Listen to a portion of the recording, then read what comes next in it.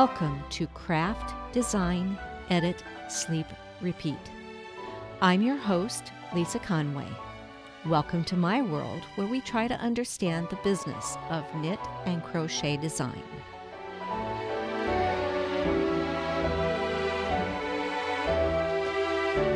Welcome back, everybody. Today I want to talk to you a bit about the supply list. I've talked a bit about what should be in every pattern, and the supply list can be a bit confusing for some. So today I want to clarify what should be part of the yarn and notions lists of every pattern. One of the most important things is that you need to be consistent from one pattern to the next as to what you put in your supply list. And a great rule of thumb is if you use it, list it. But sometimes that means making sure you have the right detail as well as just that you used it. So, for example, with the yarn, you should list the brand name and, if there is one, the yarn name.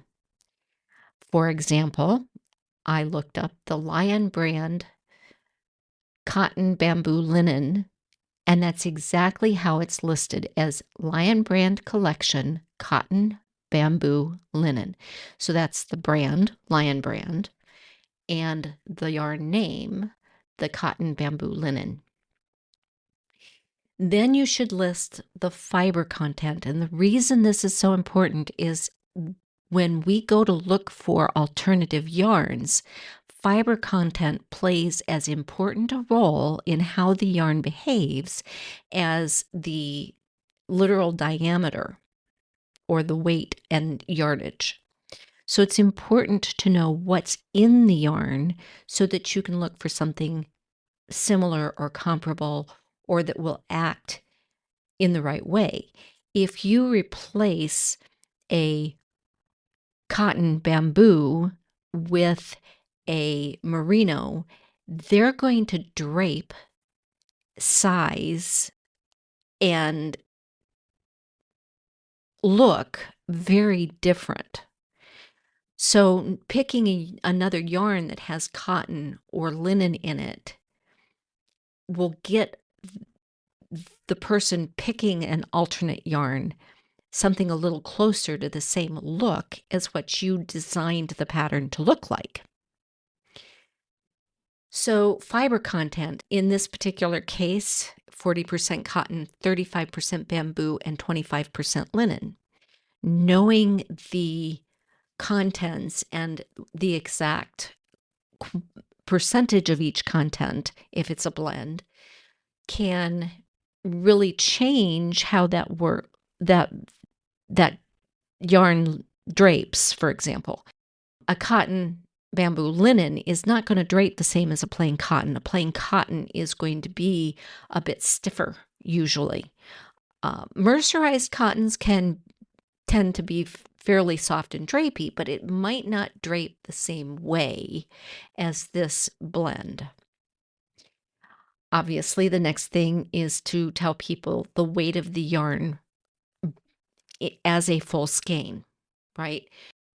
And hopefully you're listing it in at least grams. Not all yarns list ounces, and it's okay to list just grams, but if you convert, go ahead and convert the ounces and grams. But more and more knitters, even American knitters, are picking yarns based on grams rather than on ounces. So at least list the grams. And then the yardage in meters per those grams and ounces is also an important clue to what yarn weight, and by weight I mean the diameter of that yarn and how it's going to knit up and what gauge it's going to knit into. That yards per ounce or meters per grams measurement is important to know that you're picking a yarn that really truly is very comparable. So in this case, it was 164 yards or 150 meters. Again, I recommend you list both.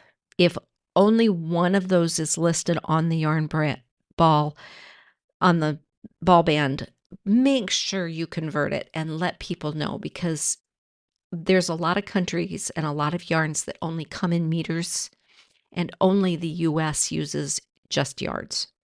So we are the last country to use imperial. China has their own form of a imperial. They don't exactly use metric in everything, but it is their own. It is not the same. Their inch is not the same as our inch, for example. So make sure you have both the yards and the meters, because it'll be helpful for them if they're looking at a yarn that doesn't contain or doesn't list both. And then, of course, the yarn weight or gauge. A lot of yarns are now marked with a number from 1 to 5, basically. Um, 1 being a superfine or lace weight.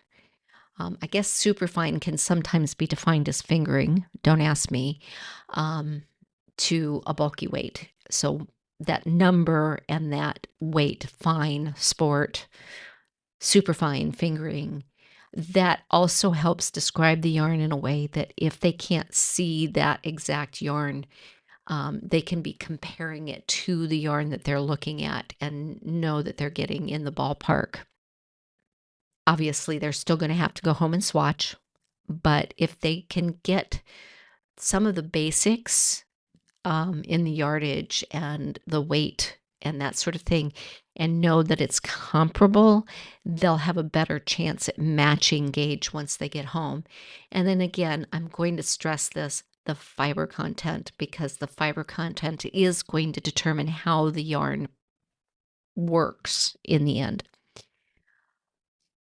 So that's really important that all of that information be listed for your yarn. Then you're going to list detailed needle information. I highly recommend you list in both US and metric size, no matter where you are in the world. It does, of course, make your American knitters happy to see the US sizes, but the metric size is very, very important, because there are metric sizes that US sizes don't cover. So regardless of where you are, list both. List the US and the metric. If you're only going to list one of those, make sure it's the metric, because again, that is more precise. And all US needles are now marked with the metric as well. So it shouldn't be a problem for US knitters to find needles in the metric size. Too many of our needles also are foreign made in the US, so sometimes they don't even list the US size. They only list the metric size. Or their US size listing is different from what we would picture the standard US conversion to be. So make sure you list that metric size for the needle. And for my US knitters, it's important that you learn those metric sizes and you recognize the difference, because there are some brands, for example, that US 2 is a different metric size than other brands. So make sure you look at that metric.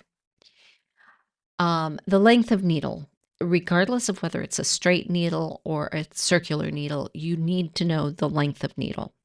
Or a double pointed needle, for example.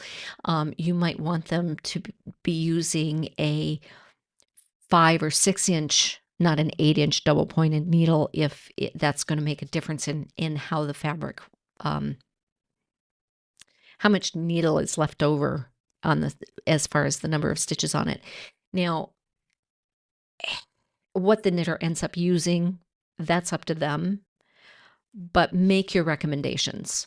So make sure you include the length. Make sure you include the style of needle. Is it a straight needle, a double pointed, or a circular needle?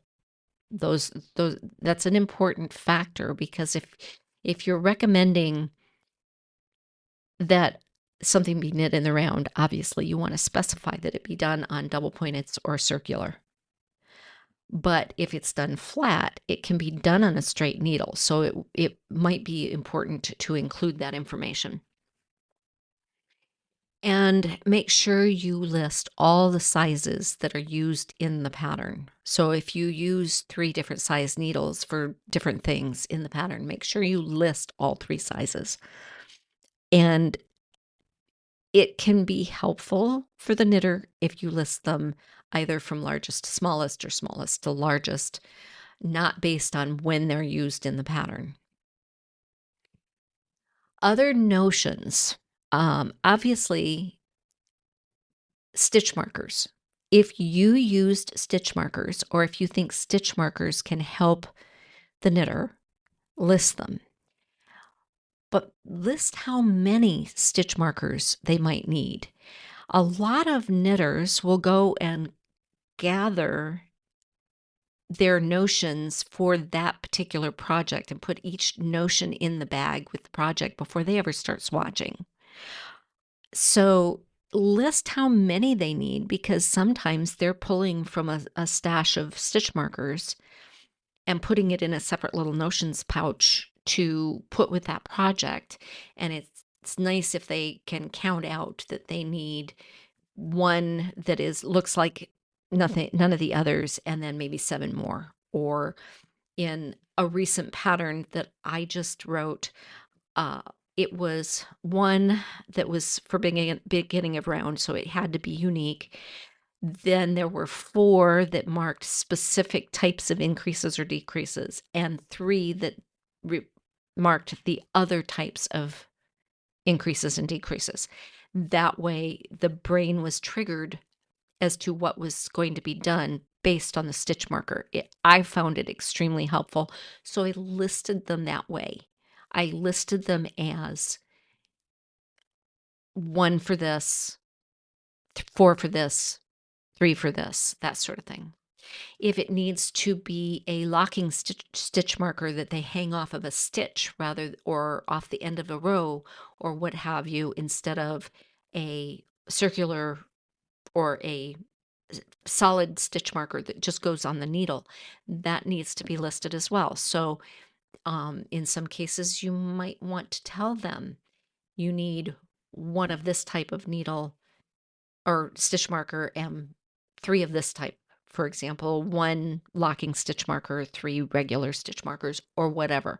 Be very specific as to what they will use and whether it's required or whether it's optional.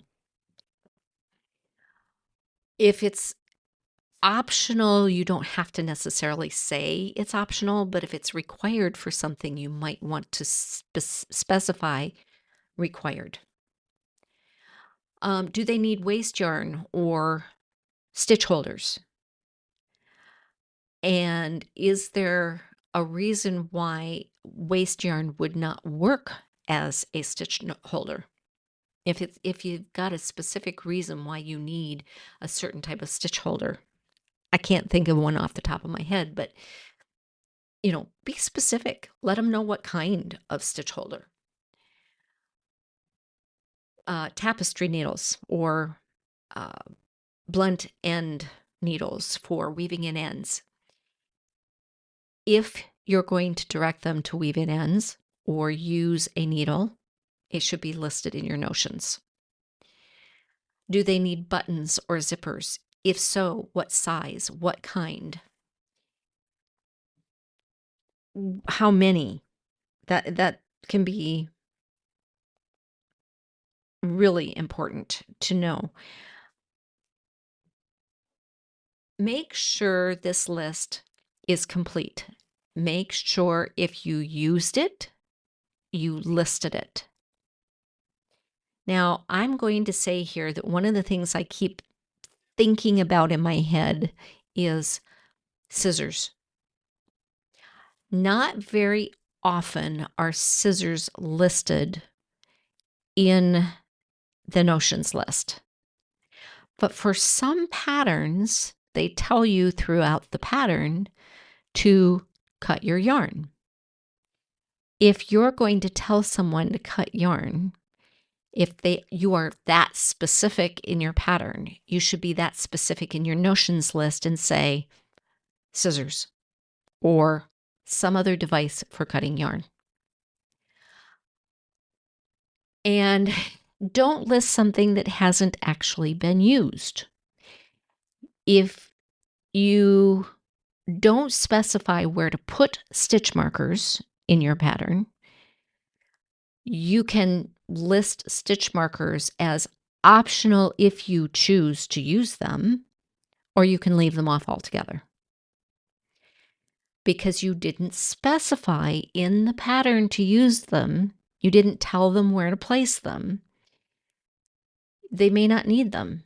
This knitter may not want to separate, into the sections to match the chart.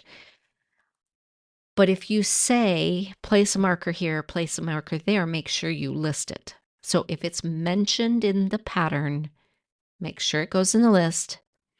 If not, think about, is it optional? Do you want to list it as an optional item, or do you want to just leave it off altogether? So this is another short episode. It's a very short section, but I did think it was important to hit on some of the topics because a lot of times I get questions, especially around the yarn and what needs to be included there.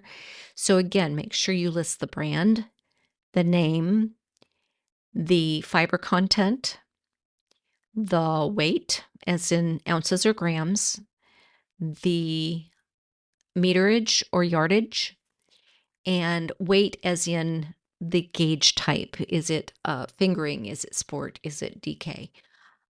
Something along those lines that helps the knitter choose appropriate yarn. And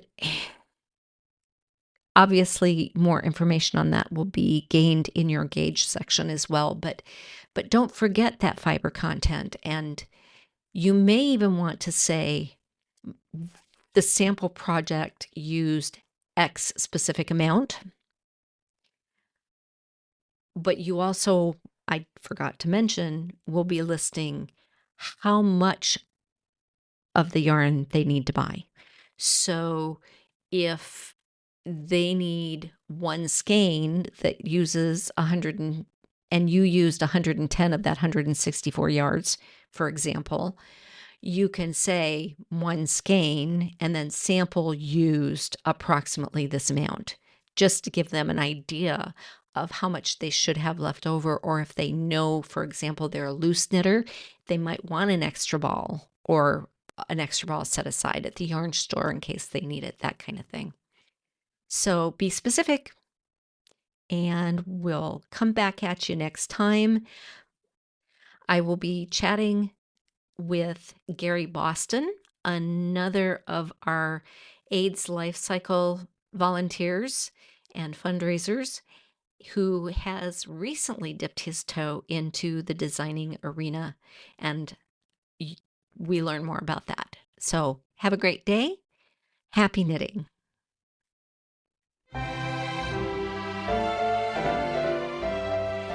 Don't forget to like and subscribe wherever you listen, and join the conversation in our Ravelry or Facebook groups.